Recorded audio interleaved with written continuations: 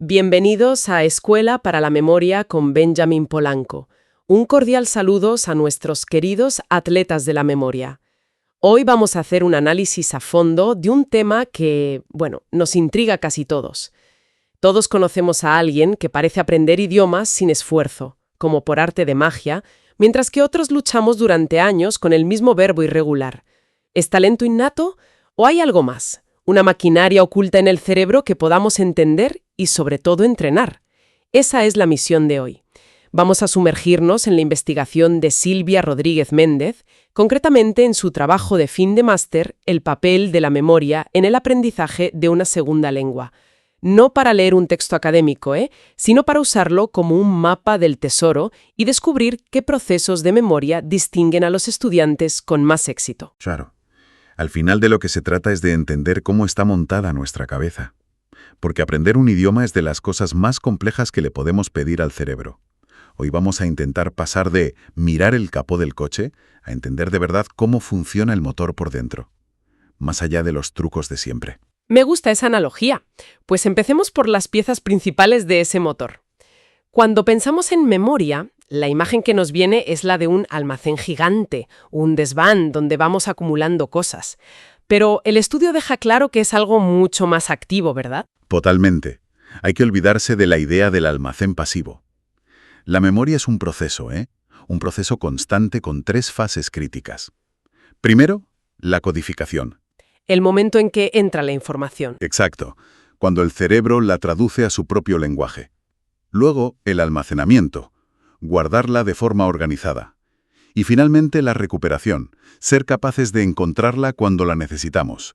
Si falla uno de esos 3 pasos, da igual lo mucho que hayamos estudiado, el recuerdo no aparecerá. Y dentro de ese proceso, tampoco hay un solo tipo de memoria. El estudio habla de 3 grandes sistemas, que funcionan casi como una cadena de montaje. Eso es. La primera parada es la memoria sensorial. Es el primerísimo contacto. Imagina que es el vestíbulo de la mente. Todo lo que vemos u oímos deja una huella rapidísima, de menos de 1 segundo. ¿Menos de 1 segundo? Sí, es increíblemente fugaz. Su única función es darnos una fracción de segundo para decidir si algo es lo bastante importante como para prestarle atención. De acuerdo, un filtro inicial. ¿Y lo que pasa ese filtro, a dónde va? Pasa a la memoria a corto plazo, o como el estudio la llama de forma más precisa, la memoria de trabajo. Si la sensorial es el vestíbulo, esta es la mesa de operaciones. Aquí es donde la información no solo se guarda unos segundos, sino que se manipula, se combina, se trabaja con ella. Un momento, ¿solo unos segundos y con una capacidad tan limitada? El estudio habla de unas 7 unidades de información. Parece un sistema, muy poco eficiente. ¿Cómo es posible que construyamos frases complejas o sigamos una conversación si la información desaparece tan rápido? Pues ahí está la clave de por qué se le llama de trabajo. No solo retiene, sino que organiza, y es increíblemente buena agrupando información. No recordamos L, A, C, A, S, A, Z, U, L como 15 letras sueltas. Claro. Sino como 4 palabras con significado. Agrupa la información en chunks, en paquetes de sentido. Pero sí, su capacidad es limitada, y es un cuello de botella fundamental. Todo lo que queramos aprender de verdad tiene que superar esta fase. Entendido. Es la sala de control donde se decide qué es lo importante. Y lo que sobrevive a ese proceso tan selectivo pasa al archivo final. Exacto. Llega la memoria a largo plazo. Este sí es el gran archivo. Su capacidad es, a efectos prácticos, ilimitada. Y la información puede durar toda una vida. Aquí está todo. El conocimiento de que la Tierra gira alrededor del Sol. El recuerdo del olor de la casa de tus abuelos o cómo se va en bicicleta. Es el disco duro donde se graba lo que somos y lo que sabemos. Vale, entonces tenemos este mapa general, la puerta de entrada sensorial, la mesa de trabajo a corto plazo y el archivo gigante a largo plazo. Pero cuando se trata de algo tan específico y complejo como aprender un idioma, ¿dónde está la acción? ¿Qué partes de esta maquinaria están trabajando a toda pastilla? Pues mira, el estudio de Rodríguez Méndez se moja y apunta a 3 mecanismos que son absolutamente vitales. El primero está justo en la puerta de entrada, la memoria sensorial auditiva, que también se llama memoria ecoica. Ecoica, por el eco. Justo. Es la habilidad de retener durante un instante la foto sonora de una palabra que acabamos de oír. Es crucial para captar la fonética, el acento, la entonación. Es como intentar dibujar algo que solo has visto de reojo. Si la primera impresión es borrosa, el resultado final siempre será defectuoso. O sea, si no captas bien el sonido de world en inglés desde el principio, es muy difícil que luego lo pronuncies correctamente. Justo. Si esa primera captura del sonido es mala, todo el proceso de aprendizaje de esa palabra nace torcido. El segundo mecanismo clave está en la mesa de operaciones, en la memoria de trabajo. Y aquí el estudio destaca dos componentes. El primero es el bucle fonológico. Suena muy técnico. Pero es algo que hacemos todos constantemente. Es como una pequeña grabadora mental, una voz interior que repite en silencio los sonidos de una palabra nueva para que el cerebro tenga tiempo de procesarla antes de que se desvanezca. Ah, claro. Por eso cuando alguien te dice un nombre extranjero o una palabra nueva, la repites en tu cabeza o incluso en voz baja. Ok, Maharashtra, Maharashtra. Es el bucle fonológico echando humo. Me recuerda a cuando intenté pedir croissants en París. Repetía la palabra en mi cabeza una y otra vez y aún así, cuando llegué al mostrador, mi cerebro hizo pantalla azul y dije algo que sonó a croissant con acento de Burgos. Ese es el bucle fonológico luchando por su vida. Y junto a él trabaja el otro componente clave, el ejecutivo central. Este es el director de orquesta de nuestra atención. Es el que, en medio del ruido de una clase o una cafetería, toma la decisión consciente de decir, vale, ignora todo lo demás y céntrate en cómo esta persona está pronunciando esta palabra. Es la diferencia entre oír y escuchar, ¿no? La diferencia abismal entre oír pasivamente y escuchar para aprender. Y ese director se cansa. Es como un músculo que podemos entrenar para que tenga más aguante a la hora de concentrarse. Totalmente. La atención ejecutiva es un recurso limitado y se agota. Por eso las sesiones de estudio intensas y cortas, como la técnica Pomodoro, suelen ser más efectivas que pasarse 4 horas escuchando un podcast en otro idioma de fondo. Estás entrenando a ese director a ser eficiente y a centrarse de verdad cuando importa. Entendido. Tenemos la captura del sonido y el procesamiento en la mesa de operaciones. Nos queda el tercer pilar, el que está en el gran archivo a largo plazo, la memoria semántica. Y esto es mucho más que un simple diccionario mental. La memoria semántica es la red de significados, la red de conocimiento del mundo. O sea, no se trata solo de saber que la palabra inglesa apple significa manzana. ¿Vale? Se trata de conectar esa palabra con su color, su sabor, con la idea de salud, con la tarta de manzana, con la historia de Newton, con la empresa de tecnología. Es una telaraña de conexiones. Cuanto más rica y densa es esa red, más firmemente anclada está la palabra en nuestra mente. Vale. La teoría está muy clara. Pero aquí es donde la goma pisa el asfalto. La investigadora Silvia Rodríguez no se quedó en la teoría. Puso a prueba a 40 estudiantes de primaria y secundaria con distintos niveles de inglés, para ver cómo usaban estos sistemas en la práctica. ¿Qué descubrió? Pues los hallazgos son muy reveladores y confirman las sospechas. El primero, y más importante, es que encontró un vínculo directo y medible. Los alumnos con mejores notas en inglés obtuvieron puntuaciones significativamente más altas en las pruebas diseñadas para medir la eficiencia de su memoria sensorial auditiva y su memoria de trabajo. O sea, que no era una suposición. No, era una correlación estadística clara. No es magia, es mecánica. Una mejor maquinaria para procesar sonidos y manipular información a corto plazo está directamente relacionada con sacar mejores notas. No es ser bueno para los idiomas, es tener un hardware cognitivo más eficiente para esa tarea. Exacto. El segundo hallazgo fue un claro factor de edad.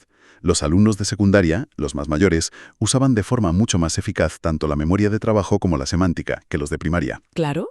Y esto es importante porque sugiere que estas habilidades no son fijas, sino que maduran y se vuelven más sofisticadas con la práctica y el desarrollo cognitivo. Tiene todo el sentido. Un adolescente puede crear redes de significado mucho más complejas que un niño de 8 o 9 años. Por eso empiezan a pillar la ironía, los dobles sentidos. Su memoria semántica está en plena construcción. Y esto me lleva al siguiente punto del estudio, que me pareció clave: el papel de la memoria semántica en los alumnos con dificultades. Sí, este punto es crucial. Se observó que los estudiantes con peor rendimiento la usaban mucho menos. Su problema no era solo que no sabían vocabulario, sino que tenían dificultades para construir esa red de significados de la que hablábamos. Un momento. Eso es muy potente. Estamos diciendo que un estudiante con problemas en inglés podría no tener un problema de inglés, sino un problema más fundamental para crear redes de significado en general. que su dificultad es de base. Esa es exactamente la implicación. A menudo el enfoque es darles más listas de vocabulario, más repetición. Pero quizás el problema es que aprenden las palabras como islas desconectadas y por eso se hunden tan fácilmente en el olvido. El enfoque debería ser enseñarles cómo conectar ese vocabulario con el mundo que ya conocen, cómo construir los puentes. No se trata de memorizar una lista, se trata de tejer un tapiz. Y aquí viene, para mí, la idea más potente de todo el estudio, una que de verdad cambia las reglas del juego: el efecto de transferencia. Es, sin duda, el hallazgo más transformador. El estudio descubrió que las puntuaciones que obtenían los alumnos en las pruebas de memoria hechas en español estaban directamente relacionadas con sus puntuaciones en inglés. Eso es una bomba. Si entiendo bien, significa que el hardware de mi memoria, en español, mi lengua materna, se transfiere al aprender inglés. Que el tiempo que paso leyendo libros complejos o haciendo crucigramas en español es en realidad una forma de estudiar inglés sin saberlo. Esa es la conclusión. No es que existan cerebros para los idiomas. Lo que existe es una maquinaria cognitiva general. Si esa maquinaria, tu bucle fonológico, tu ejecutivo central, está bien engrasada en español, tienes una ventaja competitiva enorme para aprender inglés, alemán o japonés. No empiezas de cero con cada idioma. La base ya está ahí. Entonces, si todo esto es cierto, si estas habilidades se pueden entrenar y se transfieren, la pregunta del millón es: ¿cómo lo hacemos? ¿Cómo nos convertimos en nuestras propias entrenadoras de memoria para aprender un idioma? Auditiva y el bucle fonológico, la clave es un trabajo obsesivo con la fonética. No basta con leer, hay que escuchar activamente y repetir en voz alta. Una técnica potentísima es trabajar con pares mínimos, palabras que solo se diferencian en un sonido, como en inglés sheep y sheep, o cat y cat. Estos ejercicios no son para que no pases vergüenza pidiendo una oveja en un barco, son para afinar el oído de tu memoria sensorial y obligar a tu bucle fonológico a retener matices. Vale, entrenamiento de oído. ¿Y para la memoria de trabajo? ¿Para fortalecer a nuestro director de orquesta y su grabadora mental? Ahí hay que subir la dificultad. Necesitamos tareas que nos obliguen a retener y manipular información a la vez. Por ejemplo, en lugar de solo escuchar una frase, escucharla y tener que responder inmediatamente a una pregunta sobre ella. Ya. O escuchar una historia corta y tener que resumirla en tus propias palabras, o intentar traducir una frase mentalmente antes de escribirla. Son ejercicios que fuerzan al ejecutivo central a gestionar recursos y al bucle fonológico a mantener la información viva y activa. Y por último, la joya de la corona: la memoria semántica. ¿Cómo tejemos ese tapiz de significados del que hablábamos? Aquí hay que adoptar una mentalidad de detective. Cuando aprendes una palabra nueva, prohibido quedarse con la simple traducción. El trabajo acaba de empezar. Hay que ir más allá. Mucho más allá.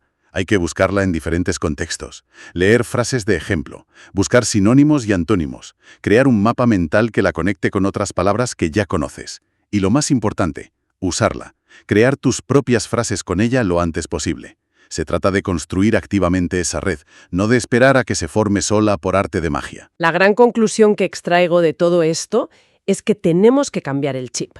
Pasar de un aprendizaje basado en la repetición mecánica de empollar listas a uno que se centre en desarrollar conscientemente estas capacidades neuropsicológicas que están debajo de todo. Precisamente, se trata de entender que aprender un idioma no es solo un ejercicio lingüístico, es un entrenamiento cognitivo de alto rendimiento. En resumen, la investigación de Silvia Rodríguez nos ofrece una hoja de ruta muy clara. Para aprender un idioma de forma eficaz no basta con la fuerza de voluntad. Debemos actuar como entrenadores de nuestra propia memoria, ejercitando específicamente los sistemas que más importan. El sensorial auditivo para captar los sonidos con precisión, el de trabajo para procesarlos con agilidad y el semántico para darles un significado profundo y duradero. Y para cerrar, me gustaría dejar una reflexión final que se deriva directamente de ese efecto de transferencia. Si la eficiencia de la memoria en nuestra lengua materna es un predictor tan potente del éxito en una segunda lengua, esto nos plantea una pregunta fascinante. ¿Significa que fortalecer estas habilidades cognitivas en nuestro propio idioma a través de la lectura crítica, de los debates, de aprender a escribir mejor o incluso con juegos de lógica verbal, podría ser una de las formas más efectivas de prepararnos para el desafío de aprender cualquier otro? Es una idea muy potente. Es una idea que va más allá del aula de idiomas. Quizá el mejor primer paso para aprender inglés no sea abrir un libro de inglés, sino fortalecer la maquinaria cerebral que vamos a necesitar usando la lengua que ya dominamos. Y recuerda que en Escuela para la Memoria Benjamín Polanco estamos para ayudarte a desarrollar tu supermemoria en 24 horas.